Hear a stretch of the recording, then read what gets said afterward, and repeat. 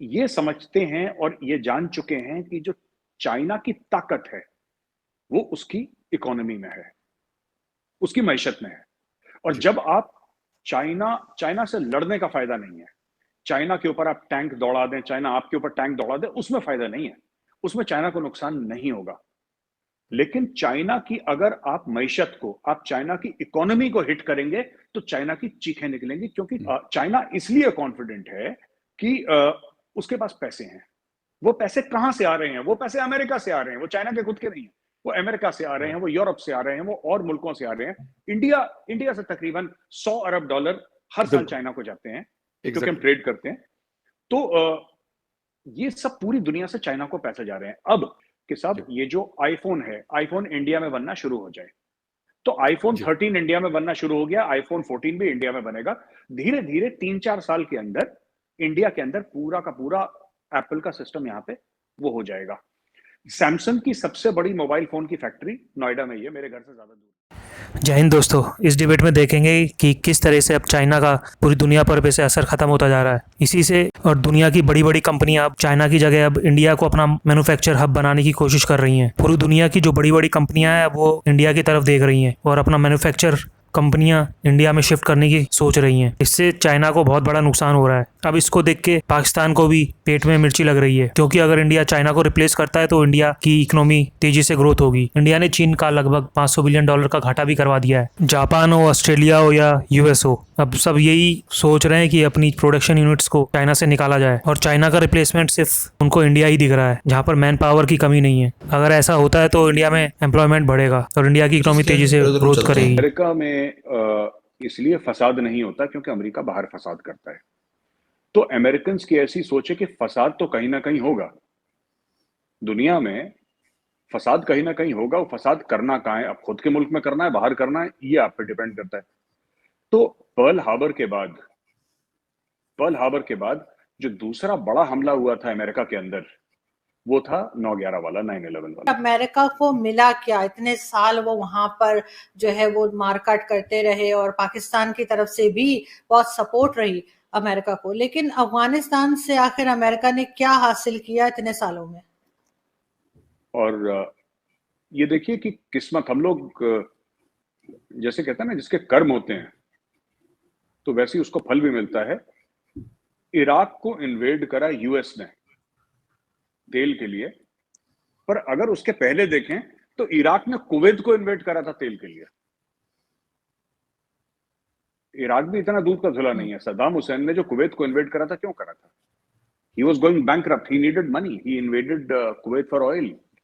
और ये था, उन्होंने करा, अफगानिस्तान में प्रेशर बना के रखा, और वो फिर अफगानिस्तान में दखल देंगे और फिर पाकिस्तान को एक कॉस्ट उसकी चुकानी पड़ेगी इन द लॉन्ग रन, क्योंकि उसकी भी दो वजूहात हैं।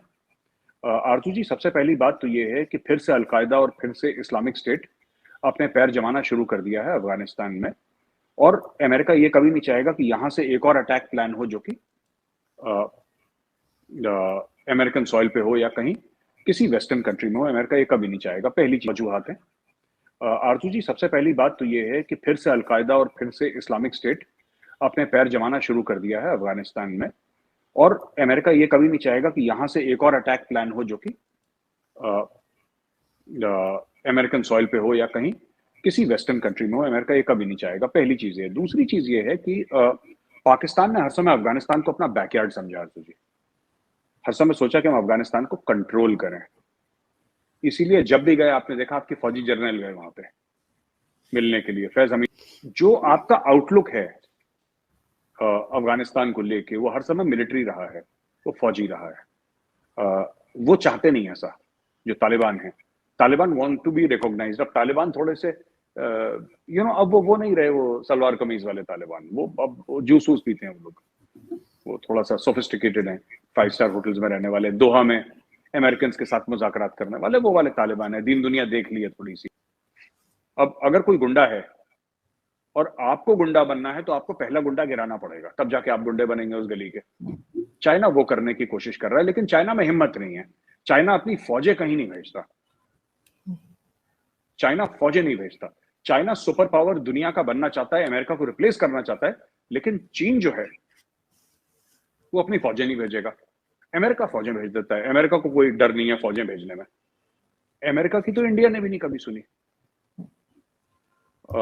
इंडिया आज भी वही करता है जो इंडिया को करना है, और आज से 70-75 साल पहले भी इंडिया वही करता था जो इंडिया को करना था, जब हमारे पास ये सब नहीं था। हमारे पास ये पैसा, ये फॉरेन एक्सचेंज रिजर्व, ये मार्केट, ये सब कुछ भी नहीं था। यहाँ पे तो मशहूर था भारत में कि लोग भुखमरी से मरते थे। आरजू जी, यहाँ पे भुखमरी से लोग मरते थे। फार्मर सुसाइड्स कुछ समय पहले तक बड़े कॉमन थे कि कर्ज नहीं दे पाया किसान, तो किसान ने खुदकुशी कर ली, आत्महत्या कर ली, ये सब कॉमन था। तभी भी इंडिया ने बात नहीं मानी। इंडिया, बहरहाल आपका जो सवाल था कि क्या मिला, मुझे लगता है जो उनको लेना था वो ले लिया। उसके बाद वो इंडो पैसिफिक में शिफ्ट हो गए। उनका ये स्ट्रेटेजी थी कि हम इंडो पैसिफिक में फोकस करेंगे क्योंकि चाइना को कंटेन करना है। बीच में टेम्पररी सा बम्प आ गया यूक्रेन रशिया वॉर को लेकर, लेकिन उसके अलावा they are very focused on Indo Pacific, जिसकी वजह से क्वाड भी बना। ये पूरा क्वाड बना, ऑकस बना, ये सब पूरा जो मामला चल रहा है, ये तो दिस इज दैट ओनली। तो सब उसका चैप्टर 1, चैप्टर 2, चैप्टर 3 के हिसाब से है। और मैं कोई तनकीद नहीं कर रहा, मैं कोई क्रिटिसाइज नहीं कर रहा पाकिस्तान को, लेकिन मुझे ऐसा लगता है कि पाकिस्तानी जो लीडर हैं वो सबसे पहले अपनी कौम से सच बोलें। ये ना, ये सच नहीं बोलते, ये झूठ बोलते हैं, और वही कौम बिलीव करती है। ये चाहे शहबाज शरीफ हो, चाहे जरदारी हो, चाहे इमरान खान हो, ये सब अपने फायदे के लिए पाकिस्तानियों को बेवकूफ बना रहे हैं, झूठ बोल रहे हैं। इन्होंने बहुत समय से ये बोला कि जब अच्छा, इतना झूठ बोलते हैं कि इनको खुद भी यकीन हो जाता है कि हाँ हमारा झूठ सच है, क्योंकि रोज बोलते हैं ना, इसको प्रैक्टिस हो जाती है, तो फिर लगता है कि नहीं यही सच है। अब इमरान खान साहब की स्पीच हुआ क्या, उसके बाद आपके फौजियों पर अटैक हुआ, आपके मुल्क के अंदर कत्लो गारत हुई। और मैं बार बार यही कह रहा हूं कि अगर अफगान तालिबान टीटीपी को कंट्रोल नहीं कर सकती, मैं मानता हूं उनके पास फंड्स नहीं है, वो एक गवर्नमेंट का स्ट्रक्चर नहीं है कि उनको कंट्रोल करे, ये मैं मानता हूं कि पॉसिबल शायद ना हो पाए, क्योंकि अफगानिस्तान बड़ी फ्रैक्चर्ड मुल्क है, टेरेन ऐसा है, तो आसान नहीं है। अमेरिका नहीं कर पाया तालिबान को 100% control inside Afghanistan, being the lone super power of the world, military as well as economic. तो हम ये उम्मीद करें कि अफगान तालिबान कंट्रोल कर लेगा टीटीपी को। पाकिस्तान ने तो गारंटी दे दी थी चाइना को। पाकिस्तान ने तो चाइना को गारंटी दे दी थी कि अफगानिस्तान अब हमारी पीछे वाली जेब में है, बटुए के तीसरी जेब में, आप चिंता मत करिए, आप आ जाइए यहां से, सीपैक यहां से निकालिए, डोंट वरी। और बाद में चाइनीज को झटका लगा कि यार ये तो ऐसी चूरन खिला रहे थे हमको। तो क्योंकि अफगानिस्तान आप जाएंगे तो पाकिस्तान के थ्रू जाएंगे, कोई पाकिस्तान नहीं जाता। आप अगर देखें पाकिस्तान का मैप, आप अपने आगे लगा के देखेंगे, nobody goes to Pakistan, people go to Afghanistan via Pakistan. तो Pakistan is a corridor to Afghanistan. मैं जियो स्ट्रेटेजिकली बात कर रहा हूँ आरजू। देखिए, अगर ईरान से सैंक्शन हटा दिए जाए ना आरजू जी, तो इस पूरे खित्ते का गेम चेंज हो जाएगा रातों रात। अगर ईरान से सैंक्शन हटा दिए, अगर ईरान और इजराइल ने यह बोला कि चलो हम अगर दोस्ती भी नहीं करते तो हम अपनी झगड़े कुछ समय के लिए पॉज कर देते, ईरान के अगर एक दो डिप्लोमेटिक मसले सॉल्व हो जाएं, एक दो डिप्लोमेटिक मसले सॉल्व हो जाएं, Iran will become a local power, a regional power, पहली चीज।